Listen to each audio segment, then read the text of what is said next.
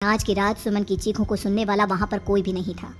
अगर वहां पर कोई मौजूद था तो बस हरिया, जो कि अब एक भेड़िए में बदल चुका था। सुमन के बालों को पकड़कर घसीटते हुए वो जंगल के बीचों बीच एक जगह पर ले जा रहा था। अगली सुबह गांव में। अरे भाई, पता नहीं क्या बात है, अपने गांव का हरिया किसान और उसकी पत्नी सुमन दोनों गायब हैं। दोनों का कोई अता पता नहीं। अरे कैसी बातें कर रहे हो भाई, ये कब हुआ है? अरे पूरे गांव में खबर फैली पड़ी है। कल रात को दोनों खेत की तरफ जा रहे थे, लेकिन लौटकर आए ही नहीं। तो हो सकता है अपने खेत पर होंगे। पूरा गांव ढूंढ कर आया है भाई। जानते हो क्या मिला वहाँ पर? क्या हुआ भाई? क्या मिला? बताओ हमें, क्या मिला? अरे हरिया की पत्नी सुमन के कपड़े पड़े हुए थे। शरीर का एक एक कपड़ा फटा हुआ झोपड़ी के बाहर पड़ा था, लेकिन दोनों पति पत्नी का कोई पता ठिकाना नहीं था। अरे भाई, लेकिन उसका जो दोस्त है ना रामू किसान, उससे पता करके आते हैं ना। अब तक तो दोनों साथ ही खेत पर जाया करते थे। हाँ, हमें उसके घर जाना चाहिए भाई। चलो चलो वहाँ चलते हैं, चलो। वो सारे लोग रामू के घर पर पहुंचते हैं। रामू अपने घर के बाहर बैठकर हुक्का पी रहा था। आज सारे के सारे लोग टोली बनाकर मेरे घर क्यों आ रहे हैं? क्या कोई मर गया क्या भाई? अरे कैसी बातें कर रहे हो? तुम्हारा सबसे अच्छा दोस्त हरिया और उसकी पत्नी गायब है और तुम यहाँ बैठकर हुक्का पिए जा रहे हो हैं? रामू ने अजीब सी नजरों से उन सब गांव वालों की तरफ देखा, जिसकी वजह से वो लोग एक बार के लिए डर गए। गायब है?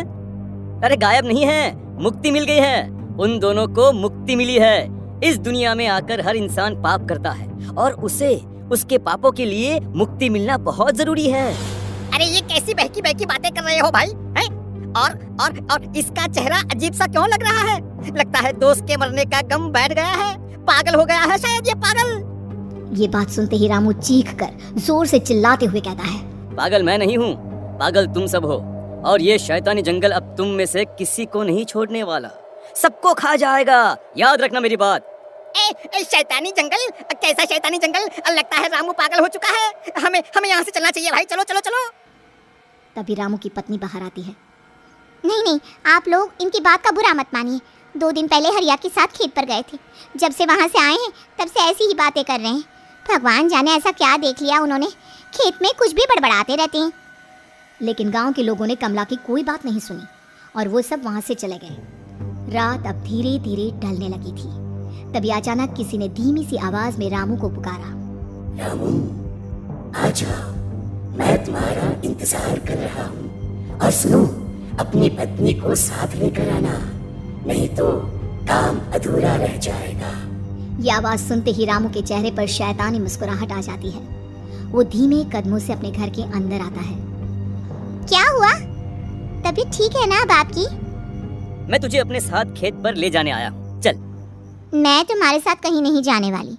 मुन्ना गहरी नींद में सो रहा है और उसे अकेला छोड़कर मैं तुम्हारे साथ खेत पर नहीं आ सकती। वैसे भी तुम्हारे उन खेतों में भगवान जाने कौन सा राक्षस घूम रहा है, मुझे तो डर लगता है। रामू गुस्से में दांत पीसता अपनी झोपड़ी से बाहर आ जाता है और कमला गहरी नींद में अपने बच्चे के साथ सो जाती है। तभी अचानक रात को रामू की झोपड़ी के ऊपर एक साया वही गाना गुनगुनाते हुए घूमने लगता है जो हरिया के मोबाइल में बजा करता था। मैं मौत हूँ, मौत हूँ, मौत जो बस रही है चारों ओर, जो आएगी कहीं से भी निगल जाएगी सबको। मैं मौत हूँ, अब मैं छोड़ूंगी नहीं किसी को।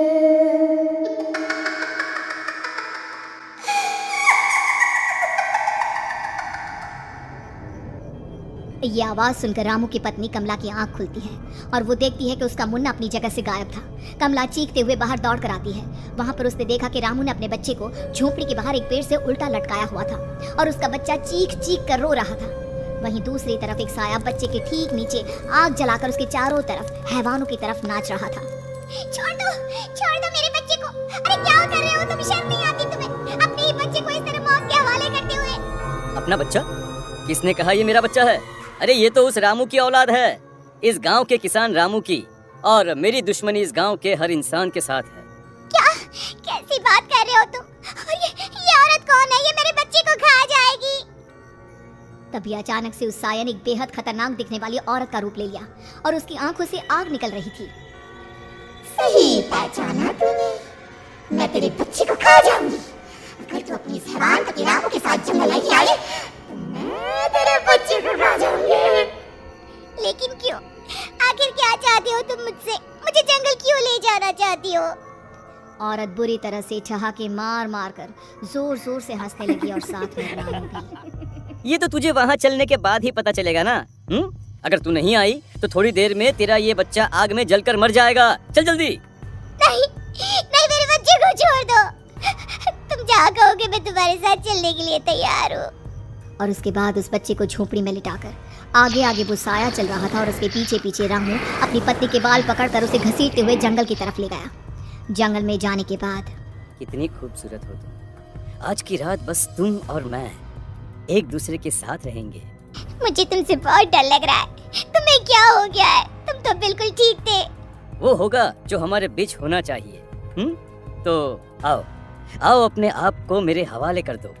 कमला ने डर की वजह से अपनी दोनों आंखें कसकर बंद कर ली थी। रामू ने बुरी तरह से चीख कर कमला से कहा, आंखें खोलो अपनी और मेरी तरफ देखो। कमला ने जैसे ही अपनी आंखें खोली उसने देखा कि रामू एक खतरनाक खूनी हैवान में बदल चुका था। कौन हो तुम? जाने दो मुझे। क्या चाहते हो मुझसे? वही जो एक आदमी एक औरत से चाहता है। मैं तुम्हारा पति रामू नहीं बल्कि इस जंगल का एक भेड़िया हूँ और आज की रात तुम्हारे खून से अपनी प्यास बुझा जाऊं। और उसके बाद वो जंगल कमला की दर्दनाक चीखों से गूंज उठा। अगली सुबह कमला के कपड़े भी जंगल में उसी तरह पाए गए जैसे कि सुमन के पाए गए थे।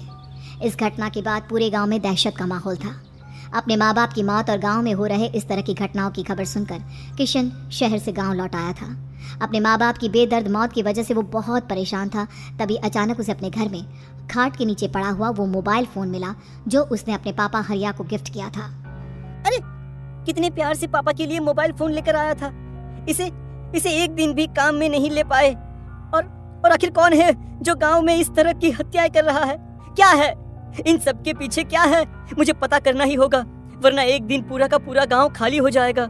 इस गांव में एक भी जिंदा इंसान नहीं बचेगा। गांव के लोगों की मदद करने के इरादे से किशन अपने गांव से दूर एक दूसरे गांव में बहुत बड़े तांत्रिक के पास मिलने के लिए गया। तांत्रिक बाबा, अब आप ही कुछ उपाय बता सकते हैं। भगवान जाने हमारे गांव को किसकी नजर लग गई है। नजर नहीं लगी है, किसी ने तुम्हारे गांव को बद्दुआ दी है। किसी सताई हुई आत्मा का प्रकोप है और अब वो पूरे गांव में किसी को नहीं छोड़ेगी जब तक उसकी आत्मा को शांति नहीं मिल जाती। अरे लेकिन ऐसा कौन है बाबा? किसकी आत्मा है और कैसे मिलेगी उसे शांति? मौत है, मौत कहीं से भी आएगी और सबको निगल जाएगी। इससे बचने का सिर्फ एक ही उपाय है, लेकिन उस उपाय को करना आसान नहीं होगा। जो भी उस उपाय को करने की कोशिश करेगा उसकी जान जा सकती है। भले ही मेरी जान चली जाए, लेकिन मैं अपने गांव के लोगों की जान बचाने की पूरी कोशिश करूंगा बाबा। तो ठीक है, फिर अगली अमावस की रात जैसा मैं कहता हूँ वैसा ही करना। अमावस की रात तांत्रिक के बताए अनुसार किशन अपने साथ केरोसिन लेकर जंगल की तरफ चल पड़ा। उसके हाथ में देवी के मंदिर का सिंदूर भी था। किशन जंगल के बीचों बीच पहुंचा। ये देखकर उसकी आंखें फटी की फटी रह गई। वहां एक उबलते पानी का तालाब था और कई लोगों की लाश लटक रही थी। किशन के माँ बाप की लाश भी वहीं थी। माँ, बापू, क्या हो गया? ये क्या हो गया? तभी वहां पर एक औरत और आदमी आते हैं। उन्हें देखकर किशन चौंक जाता है। गोपाल काका, आपकी तो 5 साल पहले मौत हो गई थी। और निर्मला काकी, आप? मौत तो हो गई थी, लेकिन तुम ये नहीं जानते कि हमारी मौत कैसे हुई थी। क्या कहना चाहते हैं आप? कुछ नहीं, बस ये जान लो कि अब इस गांव में कोई जिंदा नहीं बचेगा। लेकिन क्यों काकी? क्योंकि 5 साल पहले इन गांव वालों ने मुझे डायन बताकर पत्थर मार मार के मार डाला। मेरी कोई गलती नहीं थी। गांव का एक बच्चा क्या लापता हुआ, सारा इल्जाम मेरी पत्नी पे डाल दिया।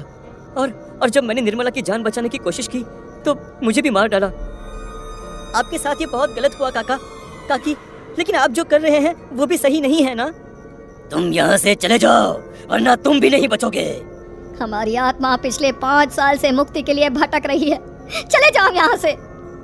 मौका देखकर किशन सिंदूर उन दोनों के ऊपर डाल देता है। उनका शरीर जलने लगता है और वो भयानक तरीके से चिल्लाने लगते हैं। अगले ही पल किशन उनके ऊपर कैरोसिन डाल देता है और वो दोनों जल जाते हैं। किशन अपने माँ बाप और दूसरी लाशों का अंतिम संस्कार करवाता है और अपने घर लौट आता है, लेकिन वो अभी भी इस बात से अनजान है कि मोबाइल अभी भी बज रहा था। मैं मौत हूँ,